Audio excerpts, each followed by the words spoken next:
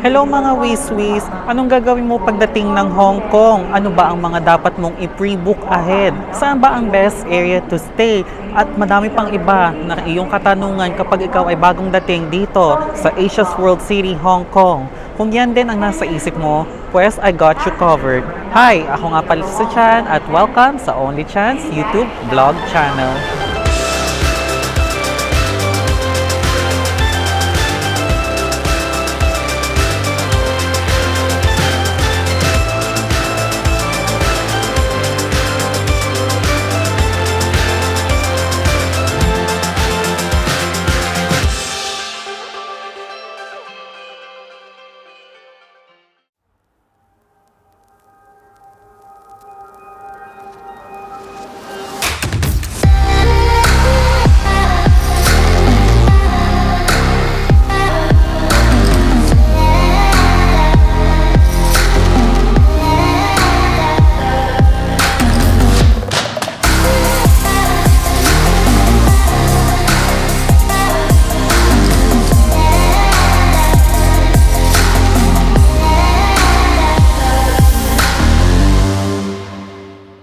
Siyempre mga Wiswis, nandito na rin tayo sa Hong Kong, so wala tayong internet connectivity at mahirap naman sa modern times na wala kang internet, 'di ba? Paano ka magpo-post ng mga My Day or mag-update ng iyong mga ganap or OOTD sa iyong social media? So, kailangan mo mag-book ng iyong internet connection sa Klook. Ang ginawa namin is, nag-book na kami ng aming Wi-Fi modem ahead. Ilalagay ko dyan sa may description box natin kung paano ko ba or saan siya pwedeng i-book at ano yung mga terms and conditions niya. Ngayon mga Wiswis, ang pag-claim nun is dito sa may Arrival Hall A, counter number 9. Ito yung magiging itsura nun mga Wiswis. Ganyan. So, wala na siyang deposit compared sa ibang mga items na nabasa ko. So maganda na siya mga Wiswis. Ilalagay ko dito kung magkano ko siya nakuha. Meron siyang modem, tapos mukhang fully charged naman nung binigay sa amin at mukha din namang mabilis yung internet connectivity. It also comes with its own pouch na meron ng lamang charger cable sa loob. Ingatan nyo to mga Wiswis ha, kasi ito ang lifeline ninyo kapag nandito sa Hong Kong at ang alam ko kapag na-damage nyo siya or nawala, syempre may corresponding fee yun. Ang hindi ko lang alam is kung paano ka ba nila sisingilin kasi nga hindi naman ako nag-deposit mga Wiswis. Iniisip ko nga paano kapag tinakas mo.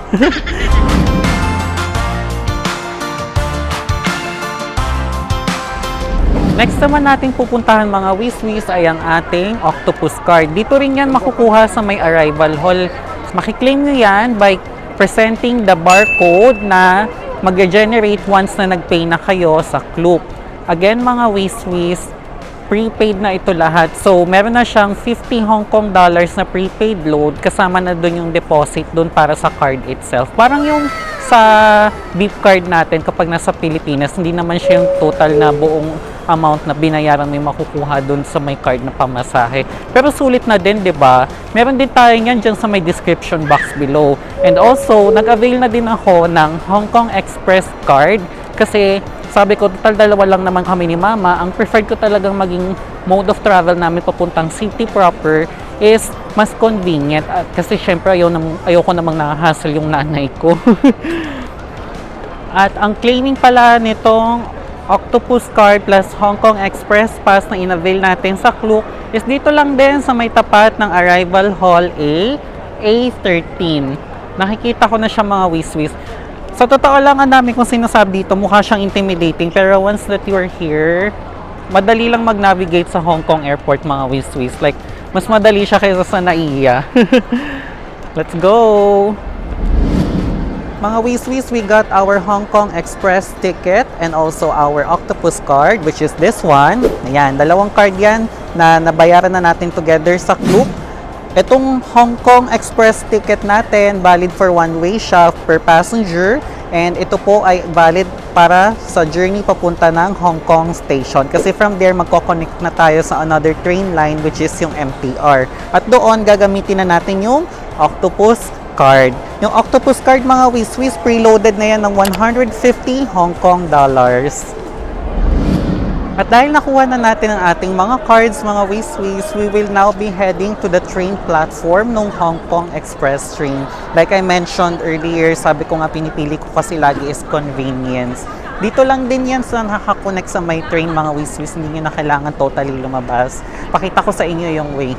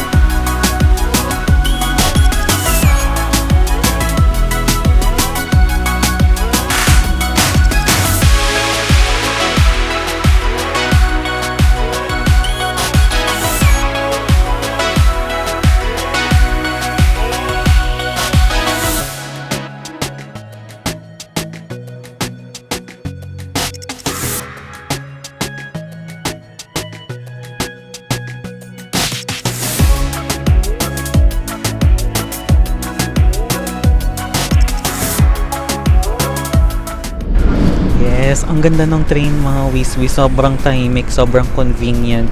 So, tatanungin naman natin ngayon si Mama, kamusta naman na experience niya? Unang-una, na nandito na siya sa Hong Kong. Enjoy si Mama, syempre maganda, first time. Kasama niya yung anak niya, kaya masaya si Mama. Love, love, Mama. Yes, sponsored by yours truly. Kaya dapat magaganda ang mga picture. Dapat magaganda yung mga picture ko. Hindi, joke lang mga wiswis. Siyempre, tweet natin yun sa kay Mama, di ba? Parang total pinaghirapan naman yung mapag-graduate ko and also kailangan bonggang-bongga ang balik. Ayan. Thankful tayo sa lahat ng sacrifices ni Mama. Kaya ayan, siya naman ngayon ang pinapabongga ko ang buhay. Mga wiswis, we have arrived in our destination which is Hong Kong Station. At sobrang napakabilis ng naging journey natin from Hong Kong Airport all the way here. Kasi kapag yung typical na bus ang gagamitin ninyo, it will take you around 2 hours just to get to this location, or should I say dun sa pinaka-destination natin. But here, it only took us around 24 minutes. Sobrang bilis, diba? So, ang next nating target mga wiswis is tumawid tayo sa kabilang station, which is yung maglilink sa atin dun sa may MTR rail para makapunta tayo sa ating next destination, which is ang Tsim Sha Tsui Station. Pagpasensyahan nyo na mga wiswis yung pronunciation ko.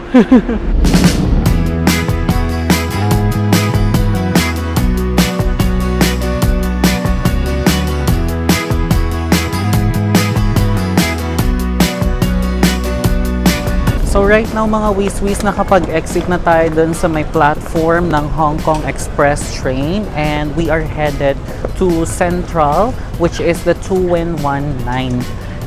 Kung nagtataka kayo mga wiswis, mukha akong expert, sinasabi ko sa inyo hindi kasi ako rin mismo is nalilito. Pero dahil nagbabasa naman tayo, mananavigate natin siya. Now, in order for us to easily navigate around kasi hindi naman tayo familiar sa Hong Kong at first time natin ito, I would highly recommend mga wiswis na i-download ninyo yung Citymapper. Kasi according sa mga napanood kong ibang vlogs, mas accurate daw si Citymapper compared kay Google Maps pagdating dito sa Hong Kong. Mas updated siya sa mga train lines, yung mga fares, tsaka kung anong oras dumadating yung mga train.